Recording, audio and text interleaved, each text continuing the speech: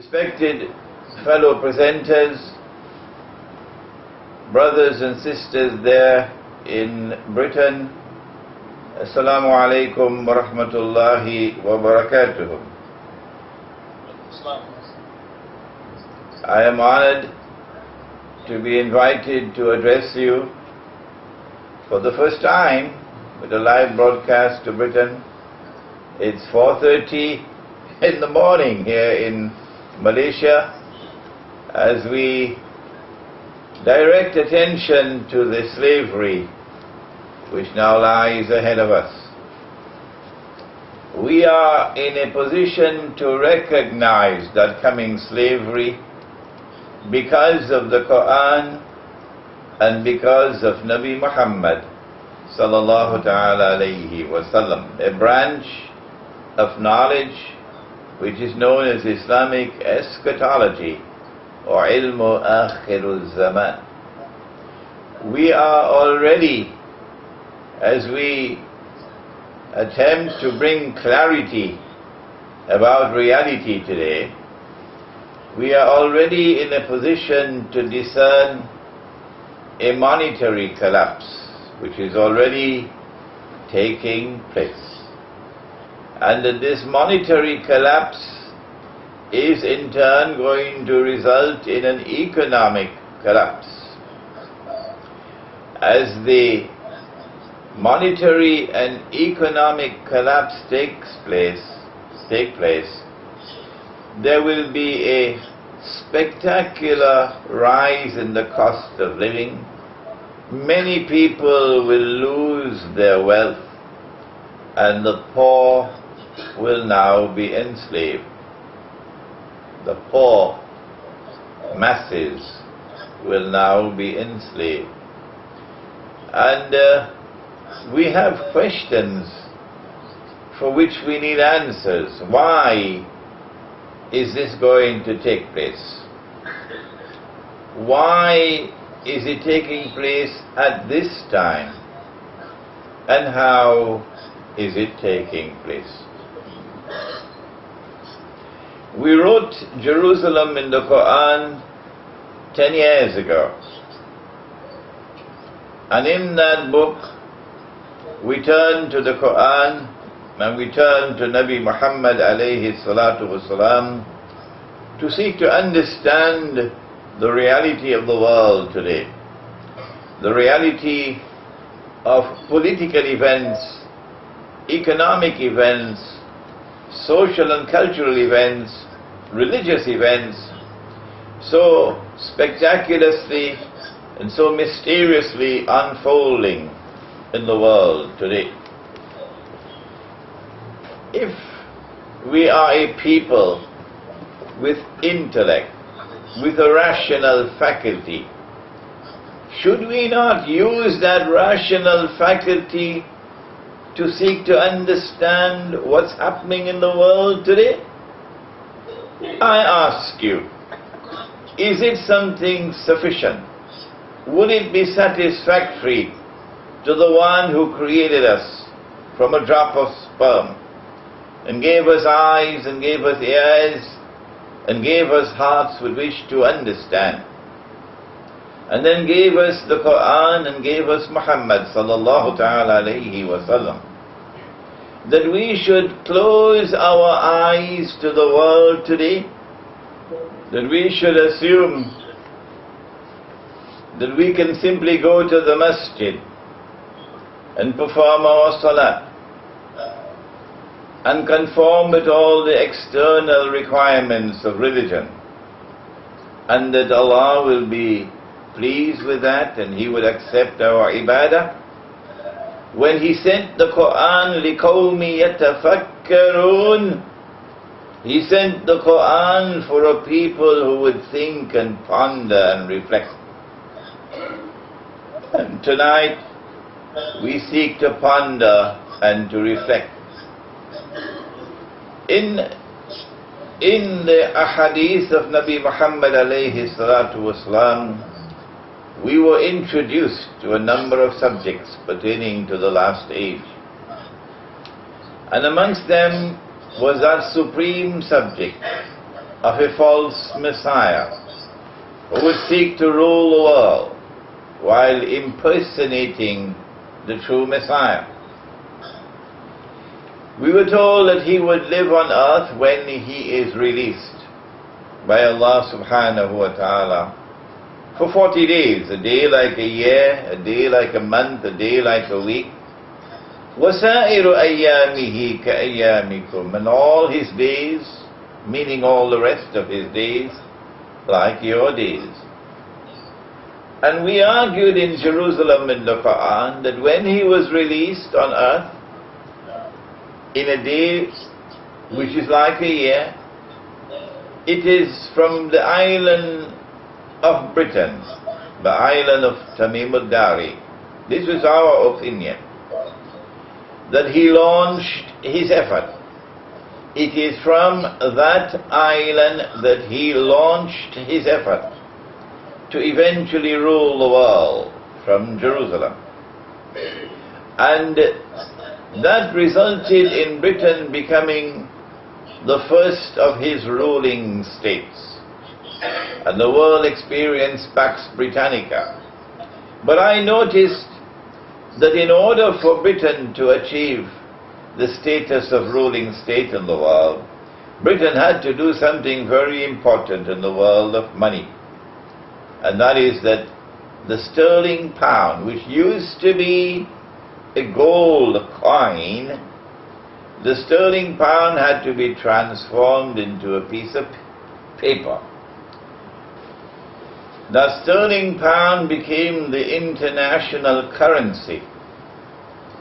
And then we noticed between the First and the Second World Wars that United States replaced Britain as the ruling state in the world, the second of the Jars ruling states. And that the US dollar replaced the sterling pound as the international currency. And we came to the conclusion 15 years ago, because of Islamic eschatology, we came to the conclusion that we are now located at that moment in time when the second ruling state was in decline, and that the US dollar would collapse, and that a third ruling state would emerge, the third and last of the Jars ruling states, and that the US dollar would be replaced by some other money. This was a conclusion that we came to 15 years ago. And it was not a conclusion to which we arrived because of an analysis of monetary economics. Oh no! Nor did we have an angel whispering into our ears, or a jinn. We are not prophets of God. No, we came to that conclusion because of our study of Islamic eschatology, or the ilm akhir al-zaman. And tonight, as we invite you to join with us in a search for clarity about reality, we warn you that it is not sufficient to put on the clothes of the Sunnah, not sufficient to have the beard, which I have, and I have the clothes of the Sunnah, not sufficient to go to the masjid and come back home and go to sleep. That's not enough. We need to go to the Quran and to Muhammad alayhi salatu wasalam to be able to understand the world today. We need to study. There is a world of knowledge between those who have, there's a world of difference between those who have knowledge and those who don't. Are they equal? Ask the Quran. Those who possess knowledge and those who don't? إِنَّمَا يَتَذَكَّرُ أُولُو الْأَلْبَابِ. No, those alone can be admonished who are possessed of wisdom and knowledge, And so, we direct attention now to the impending monetary collapse. The US dollar is not collapsing by itself, by accident. Oh no. This is a controlled, incremental demolition of the US dollar. Because those who are working on behalf of Dajjal no longer need the United States as their ruling state. No. And they no longer need the US dollar. Indeed, they no longer need the bogus and utterly fraudulent and haram paper currencies with which we have been inundated these last 70, 80 years. They're now moving to a new world.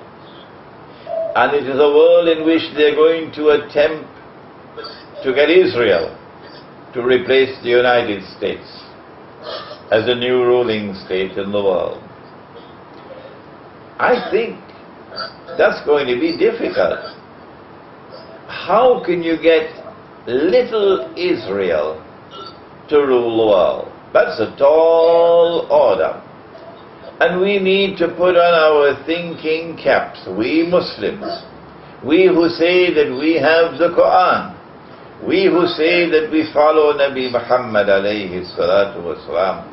We need to put on our thinking caps to seek to understand what is the strategy with which Israel will seek to replace the United States of America as the next ruling state in the world. At the heart of that strategy, I would like to suggest to you tonight, at the heart of that strategy is the monetary and economic collapse that we are now going to witness. That monetary and economic collapse is taking place because of something called riba. I have been teaching the subject of riba for, I think, about 20, 25 years now. Mine was one of the lonely voices in all the years that I lived in the United States of America, teaching the subject of riba. And I found that 99% of those who came to listen to me either had no knowledge of the subject or had a very defective knowledge of the subject. And when I inquired why, I realized that the reason was because no one was teaching the subject. And when I attempted to teach the subject, I found that the doors of the masjid were closed to me. You can come in the masjid and you can talk about salah. You can talk about sunnah clothing. You can talk about the beard. You can talk about being virtuous and staying away from sin. But don't talk about riba. Oh, is that so? Well, let me introduce you to riba in the Quran. Nabi Muhammad alayhi salatu wasalam is delivering the khutbatul wida, the farewell sermon from Arafat. And Allah subhanahu wa ta'ala then sent down revelation declaring, this day have we perfected for you, this day have I perfected for you your deen.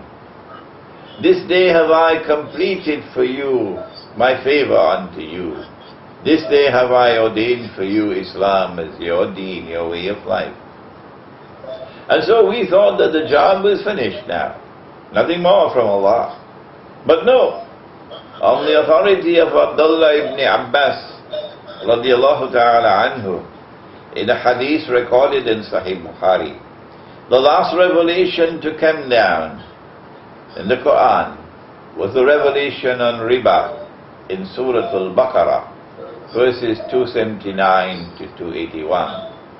And in that revelation, Allah subhanahu wa ta'ala declared war. Did you hear that? He declared war on the moneylender. And Nabi Muhammad alayhi salatu wasalam declared war on the moneylender.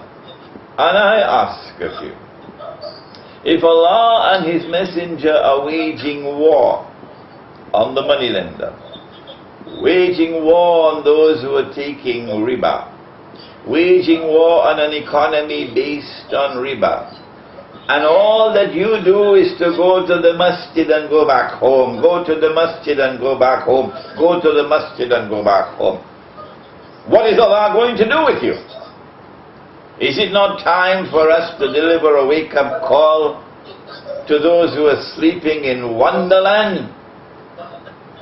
Riba is by far the most dangerous weapon with which Dajjal is attacking us. There's only one weapon more dangerous than riba, and that is the weapon of shirk.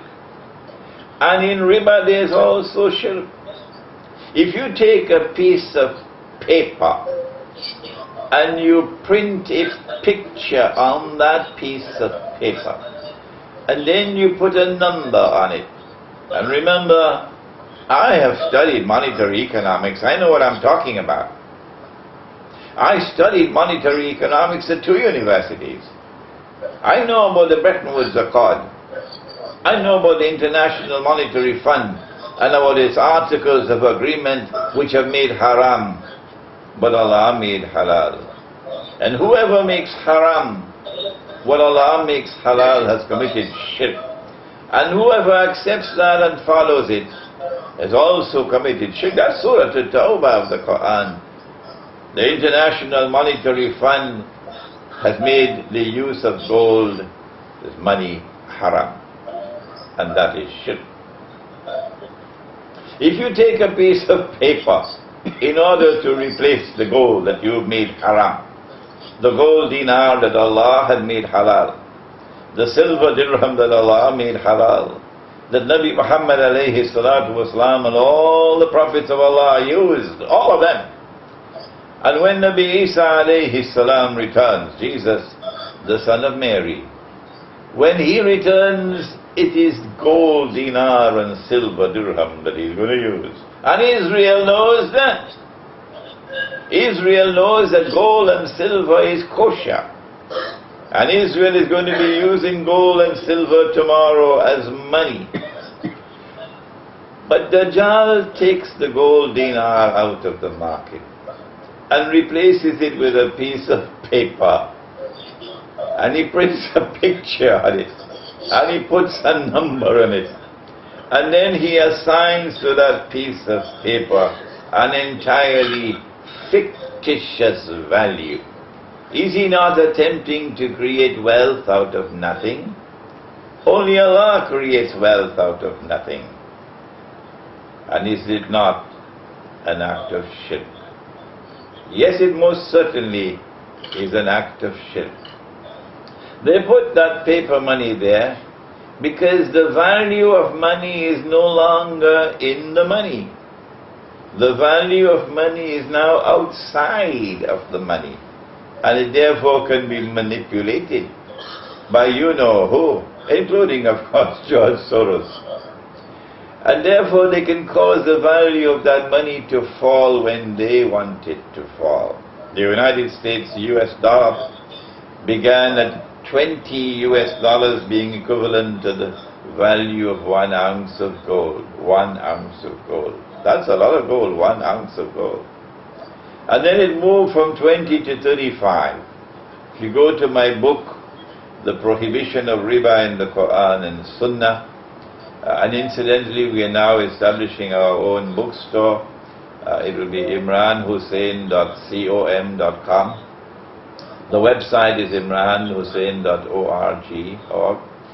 So if you go to my book, The Prohibition of Riba in the Quran and Sunnah, you'll find the story of how the US government ripped off the American people in 1933, I believe it was, when they manipulated the value of the paper. And from 20, it fell to 35. And the American people lost 41% of their wealth. In the Quran, Allah commands. 3 times He made the command. وَلَا تَبْخَسُوا النَّاسَ أَشْيَاءَهُمْ. Do not diminish the value of people's wealth and property, wages, their sweat. Don't rip them off. And this was a rip-off. This is haram. And then from 35, In 1971, September 71, when they tore up Bretton Woods, it fell to 40.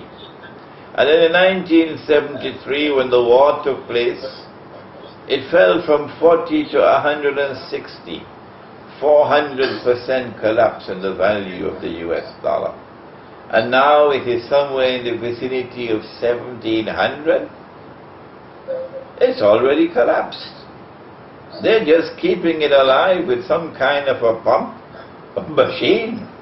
It is in the what you call that, intensive care unit in some hospital. And as soon as the attack on Iran takes place, that we are expecting, because they've been broadcasting from the mountaintop day at night that they're going to attack Iran, the first thing that's going to happen, if and when Iran is attacked by Israel, is that within hours the US dollar is going to start tumbling because the price of oil is going to start rising. Today oil is now money. Oil is now gold, because the US dollar has been able to ride high all these years because it was locked to gold, thanks to the Arab OPEC countries. Thanks to OPEC, the US dollar remained flying high all these years because oil was gold. Nabi Muhammad alayhi salatu wasalam did tell us. He said in Akhiru Zaman that the river Euphrates will uncover a mountain of gold.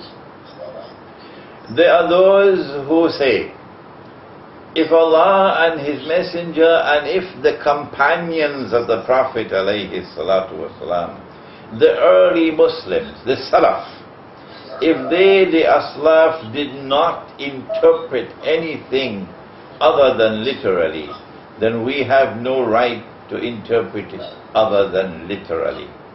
And so they are waiting for a mountain of the metals. We say to them, brother, you've got a long time to wait, because this is religious symbolism. That when Allah's Messenger spoke about the mountain of gold, He was not speaking about the metal. No. And when He spoke about the donkey, the flying donkey, with his ears stretched out wide, on which Dajjal was riding, He's speaking not about a donkey, but about the aircraft. And He's speaking here not about the metal, a mountain of the metal, but He's speaking about the black gold which has already come out of the river Euphrates and the Persian Gulf. And it's oil, black oil. That oil has been functioning as gold for all these years. It is that oil which has functioned as gold which has kept the US dollar riding high. And now the time has come when they no longer need it. And so as the price of oil goes up, the US dollar will tumble. And I am anticipating, and of course I can be wrong, I am anticipating that the US dollar will now be demonetized and will be replaced by another money which will be a fraction of the value of the present dollar. As the US dollar tumbles and is demonetized, I understand what's going to happen in the rest of the world. All the weak currencies, you know, there are hard currencies and then there are the rest. The rest are going to be in a state of panic. And people are going to be trying to dump their paper, their Indonesian rupee and the Pakistani rupee and the Bangladeshi taka and their Egyptian pound as fast as they can because of something called runaway inflation. Most of mankind, the poor masses, are going to lose whatever they had. The cost of living is about to increase dramatically, spectacularly.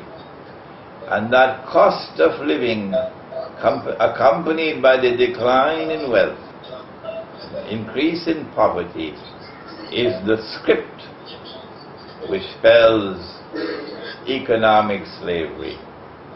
I believe that it is happening at this particular time because it will facilitate Israel's quest to rule the world.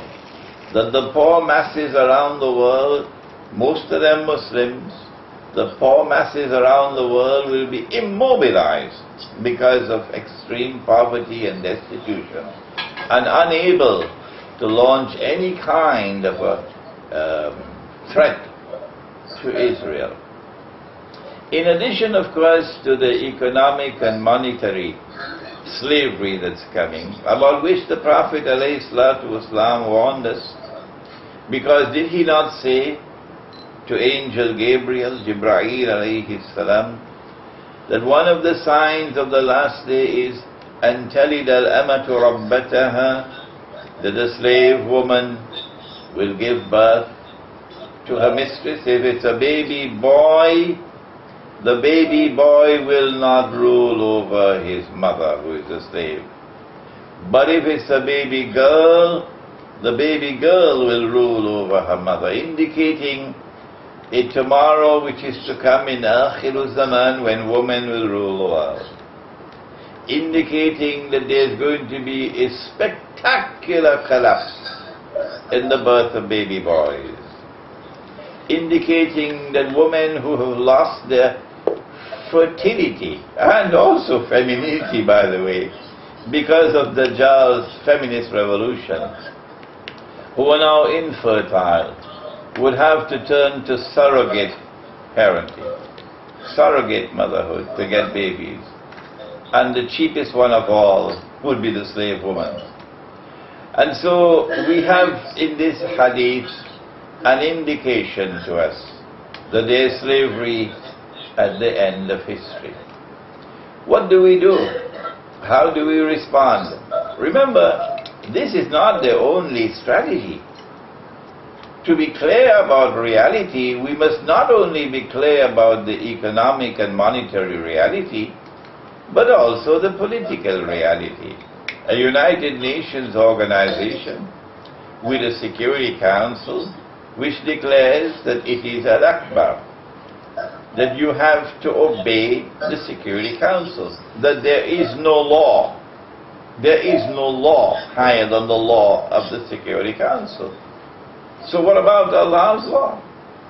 What about Allah's authority?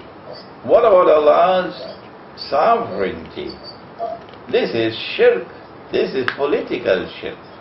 And that United Nations organization with its Security Council, which is dominated by the Zionists, is now moving towards enforcing world government. And when Israel takes over from the United States of America, and a man emerges in Israel who will not be Mr. President, no, not Mr. Prime Minister, no, but His Majesty the King. Why? Because Nabi Dawood alayhi salam was a king, and Nabi Sulaiman alayhi salam was a king. And so Dajjal will have to claim that he is a king as well. When that state of Israel takes over from the United States of America as the new ruling state in the world, it will not only exercise economic dominion, but also political dominion over the rest of mankind. There is much more to the subject, but my time is coming to a close, and I know you have lots and lots of questions to ask. And incidentally, if you send your questions by email, I can perhaps be able to read the questions right here on my monitor. There is also a military component or military aspect to this matter, and that is that in the same way that Britain was led to the verge of defeat, and the United States had to intervene to save Britain from defeat in the First World War, and again in the Second World War.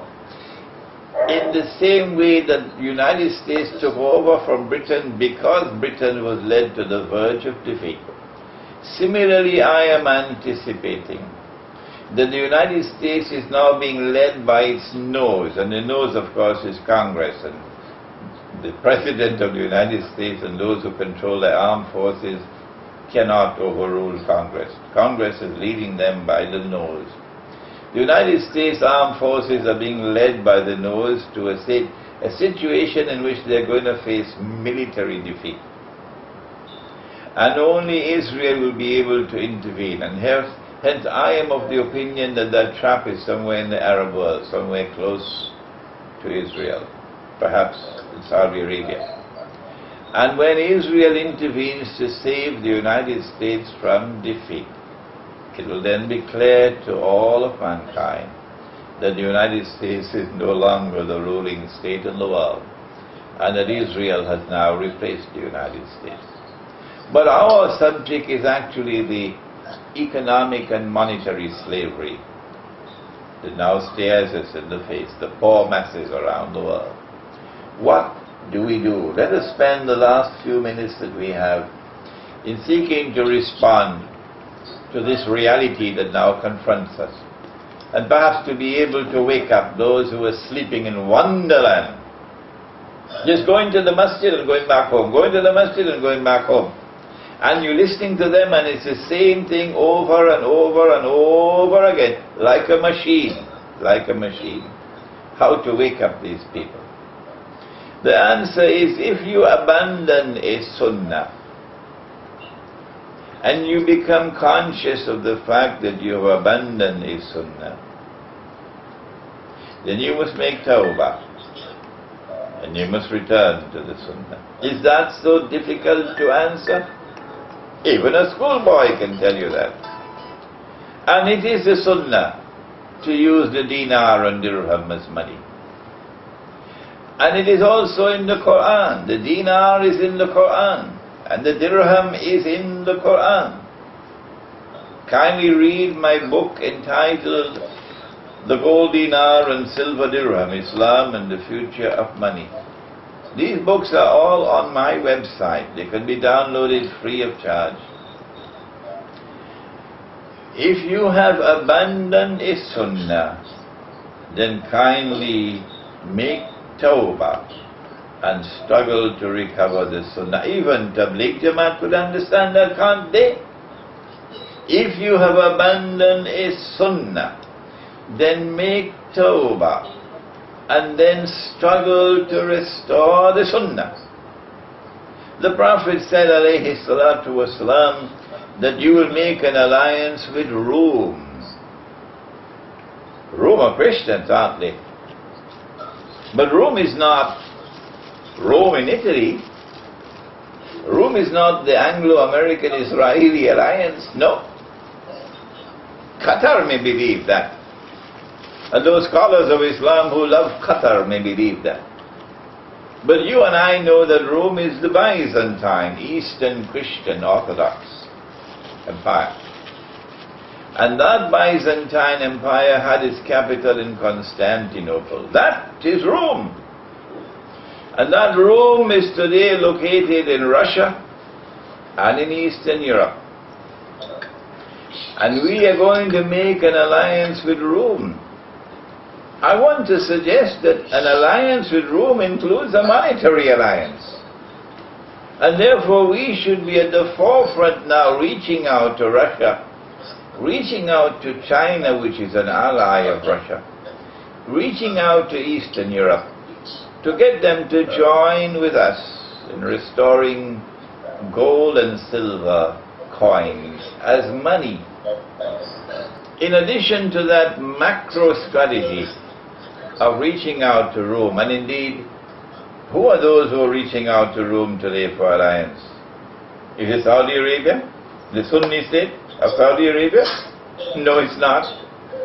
Is it Qatar and Jordan and Dubai and these places?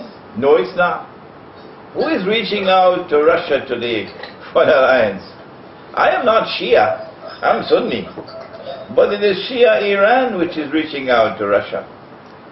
And thank Allah, it's not only Shia Iran, but also Sunni Pakistan, which is now reaching out to Russia, having realized that Dajjal is dangerous. And it is only a matter of time before the Turkish Muslims take off the veils from off their eyes and realize that their government is hoodwinking them, and that the Turkish Muslims also make an effort to get out of NATO. I believe it's going to lead to civil war in Turkey in order to get rid of NATO. And that civil war in Turkey is what's going to lead to the alliance with Rome and Turkey. And so that's the macro strategy. But our micro strategy must also be articulated. And that is wherever in the world we can do it. Withdraw from the cities. Wherever you are in the world, withdraw from the cities. Dajjal wants you in the city because he can control you more easily if you are in the city. And that is the explanation for the emergence of mega cities in the world today with 20 million people. Wake up! Get clarity about reality today. This is not happening by accident. This is Dajjal's plan. And so when they are moving in that direction, all to the city, we move in the opposite direction. Is that so difficult to understand? And so we move to the countryside. And we build micro markets. And in our markets, with Allah's blessed name, we seek to restore the sunnah money. Gold and silver coins as money, the dinar and dirham. And if we cannot do that, then we can use commodities as money. For they used dates as money, didn't they, in Medina? But the one thing we will not do is that we're not going to continue, insha'Allah, using this bogus and fraudulent and utterly haram paper money. The second thing we can do is, if we have money, take that money and buy land. Take that money and buy animals. Because with land and with animals we can survive. We can provide food, milk, meat for our children, for our families. If we are dependent on the rest of the world for food and for water, we're going to be enslaved. In fact, there are going to be riots tomorrow for food and water. The Prophet said, alayhi salatu wasalam, you'll find this hadith in my book entitled One Jamaat, One Amir, which is on my website. He said, if you have land, hold on to your land. He said, if you have animals, hold on to your animals. And a man asked, O Messenger of Allah, what should we do if we have neither land nor animals? And he said, sharpen your sword, because you're going to have to fight your way out of that anarchy. We pray that Allah subhanahu wa ta'ala may bless us to have eyes with which to see and understand the world today, ears with which to hear the cries of the oppressed, so we do not eat biryani and then go to sleep and do nothing about it. Hearts with which to understand, because a heart which has faith in it would be a heart which would seek to recognize truth. If we do not understand the world today, we do not have truth. Only the Quran can explain the world today. Only Muhammad sallallahu ta'ala alayhi wasallam can explain the world today. I thank you, brothers and sisters. Assalamu alaikum wa rahmatullahi wa barakatuh. The first question we have, Sheikh, is what is China and Russia's role in the world as a superpower?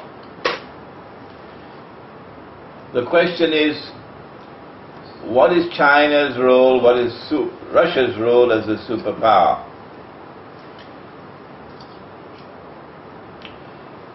China is an ally of Russia. Russia is the dominant partner, so we deal with Russia rather than with China. When the Prophet ﷺ told us that you will make an alliance with Rome, the implication is that the Russian-led alliance will not submit to Dajjal eventually. That the Russian-led alliance therefore would not submit to Israel as the ruling state. Russia will not bend her knee to Israel. And therefore China also will not bend her knee to Israel. The implication is that there is going to be therefore rivalry between the two. The Zionist alliance, the Anglo-American Israeli alliance on the one hand, and the Russian-led alliance on the other. This is eventually going to lead to nuclear war, because Russia will not submit to Israel. But they, on the other hand, the Zionists are pursuing a pig-headed obsession to rule the world, and therefore to rule over Russia and China as well. They simply cannot get out of that obsession. And so we are heading towards nuclear war. And in nuclear war, it is the cities which are going to be first destroyed. Those who live in the cities are going to be incinerated. I was of the opinion that perhaps that nuclear war is about 20 or 25 years away from now.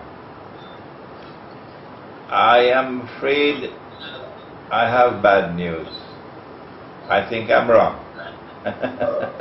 Yes, I think I'm wrong. I believe that the nuclear war is sooner rather than later. Why? I believe that Israel does not mind at all provoking nuclear war. No, she doesn't mind. If nuclear war will get rid of millions and billions of people and bring about a substantial reduction in the world population. Amongst those that Israel would like to see eliminated are Arabs. But the hadith of the Prophet ﷺ is that the Arabs are going to be wiped out by plague. There's an essay on my website on swine flu plague. Please read that essay because the relevant hadith are in that essay. The Arabs are going to be wiped out by plague. You are most vulnerable if you are in the cities. I think that wiping out of the Arabs by plague is going to be sometime within the next 5 years. I see no reason why. I see absolutely no reason why I should not offer an opinion about a time frame. Particularly when I emphasize that I can be wrong. When I offer an opinion concerning time frame, at least I force you to think that we are not 500 years away from it. So why the objections? If you are in the cities of the Arab world, if you are in Cairo, you are most vulnerable when the plague attack hits. And so if you move out of the cities into the remote countryside, there is more security for you.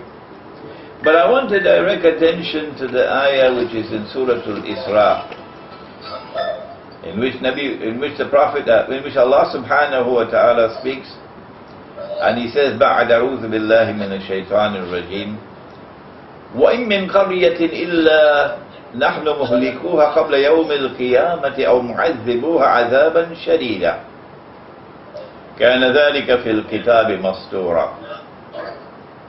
And not a single town or city will escape. They're all going to be destroyed. Or punish those which escape destruction would be punished with terrible punishment. And so that nuclear warfare that's coming perhaps is the means through which this destruction will take place. And Russia is not going to bow to Israel. And as a consequence, Russia is going to respond with nuclear weapons when attacked. I believe that's the role that Russia has to play.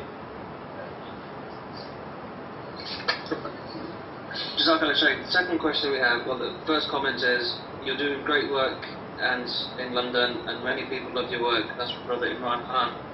If the dollar crashes, what would happen to the sterling? I can be wrong. Remember that I can be wrong. I believe that they're going to be phasing out paper money, because paper money has already done the job it was designed to do, meaning to rip off mankind and reduce part of mankind, particularly the world of Islam, to poverty and destitution, and bring about a massive transfer of wealth, an unjust transfer of wealth from the masses around the world, the non-European masses, to Europe, to those who gave us the world of paper money. And this is going to be beneficial, of course, to Israel. But the banking system will operate more efficiently. The banking system will be able to take better control of the world and of governments in the world if all of money in the money system of the world becomes electronic money. And therefore I believe the sterling pound, the paper sterling pound, has a very insignificant future ahead of it, and that it is the electronic pound, or perhaps it's going to be one world currency. They don't need all of these currencies. There's going to be one world currency, that is going to be one world government. It is the electronic money which will take over from the paper money. My last comment is, what will Allah do to a people who live in wonderland, who is sleeping in a world of slumber and bliss, just going to the masjid and going back home, going to the masjid and going back home, when the masjid itself is built with money that is paper money, that is riba? Will Allah accept salat in a building built with riba money and declared to be a masjid? Next question, please. Okay, inshallah, I think there's a question here from the sisters. What advice would you give to women who want to leave Britain but cannot convince their husbands to do so?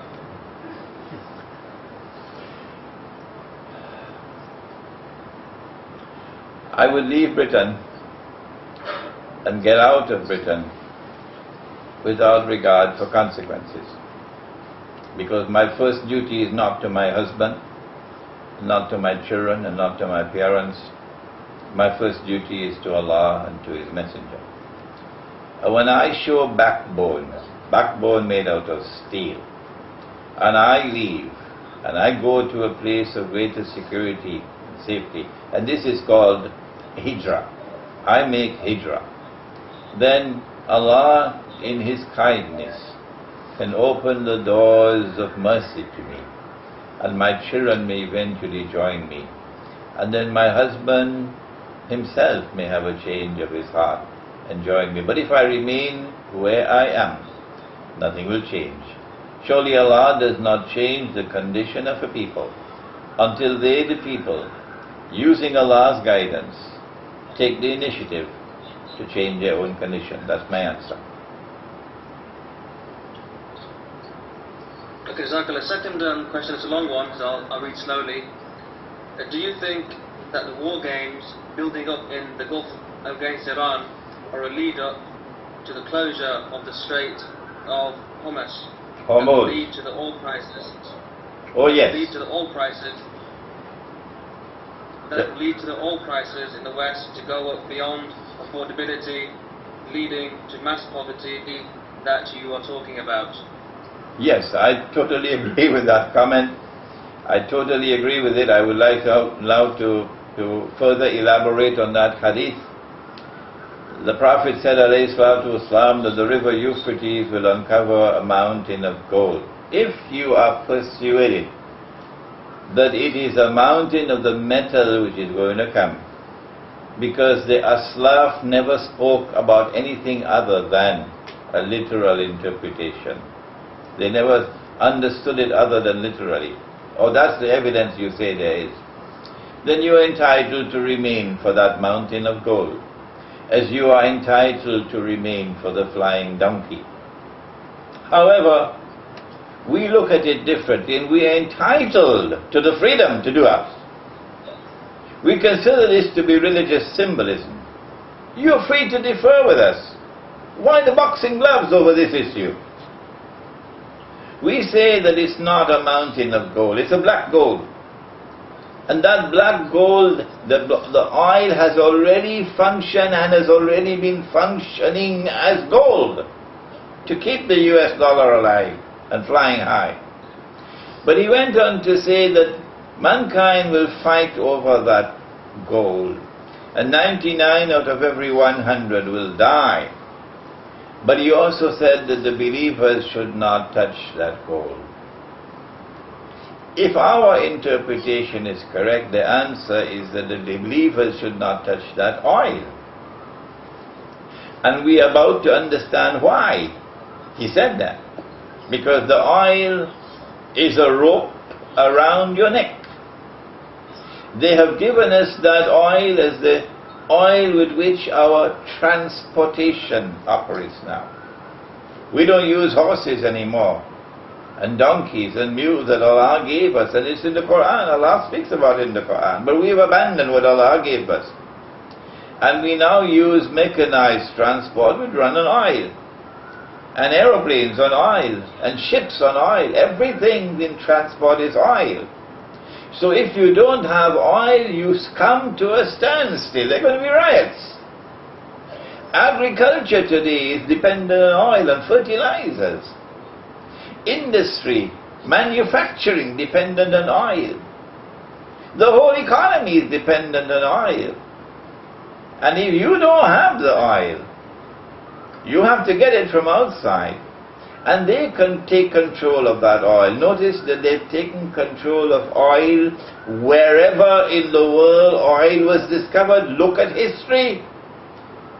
Look back at history these last 100 years and ask yourself, why have they made sure that they've taken control of oil wherever in the world oil existed? It's only a matter of time for Chavez. It's only a matter of time for Evo Morales in Bolivia, Chavez in Venezuela, because they want control of the oil. Why? The answer is when they have total control of the oil, and they bring down the world of paper money, and they bring down the economy and runaway inflation, prices rising, cost of living increasing, poverty increasing, that's the time you won't be able to afford to buy the oil. And if you don't buy the oil, there's going to be riots in your country. Watch it, Pakistan. How do you get the oil? Answer, you got to bow down and worship Dajjal, meaning you got to submit to Israel. That is why he said, don't touch the oil. So I agree with that question about the likelihood of the Straits of Hormuz being closed and rising prices of oil and so on in consequence of an attack on Iran. Yes, next question. Okay, thank you very much, Sheikh. Jazakallah. We've got so many questions there which unfortunately I don't think we'll have time to go through. What we'll do is we'll take one final question. The others will inshallah email them to you. Okay. And there'll be the once you do the answers, we'll put them on the know.org website or know.com. We're about to close the conference now, so okay. What advice and comments do you have on what we must all do after this conference? It is the Quran to which you must now all turn. The Quran is not just a book whose pages you turn and you recite. The Quran is the word of Allah. And the word of Allah is a divine attribute of Allah subhanahu wa ta'ala. The word of Allah is a divine attribute, the kalam of Allah. You must love the Quran. You must love the Quran. You must constantly recite the Quran. If you cannot recite the Quran in Arabic, stop what you're doing and go and learn to recite the Quran in Arabic. You should try to recite the Quran every day. And the best time to recite the Quran is at the time of Fajr, before the Salat or after the Salat. You must recite the Quran cover to cover, cover to cover, even if you don't understand what you're reciting. Understanding will come later. And when you have started to recite the Quran, you must also study the Quran. There's a methodology for studying the Quran, and I've explained that methodology several times in my lectures. The Quran is Noor, and you will not be able to see unless Allah puts Noor in your heart. And the major vehicle through which Noor will come to you is through the Quran. And Nabi Muhammad alayhi salatu wasalam is the teacher of the Quran. And so it is to him you must go, that he may teach you the Quran. But you must love the Prophet alayhi salatu wasalam. And loving the Prophet alayhi salatu wasalam is loving his sunnah. It is not love for the Prophet alayhi salatu wasalam that you should adopt a cosmetic version of Islam. I spoke previously about Protestant Islam. I'm now speaking about cosmetic Islam, part-time Islam. That you take part of the Sunnah and you abandon the other part. No, you must adopt the whole Sunnah. And the whole Sunnah involves at its very heart resisting oppression in the world. There's more oppression in the world today than ever before, and oppression is constantly increasing. So love the Prophet alayhi salatu wasalam and follow his Sunnah. And through the Prophet alayhi salatu wasalam, you'll get Noor. Without Noor, you cannot see. And finally, there's Salat. Salat is Noor. And it is in Salat that you can make Mi'raj. It is on Salat that you can travel. Travel beyond this world to worlds that exist beyond, to the Samawat.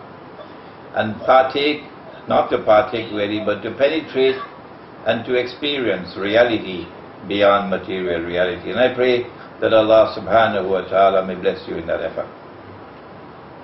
Assalamu alaikum wa rahmatullah.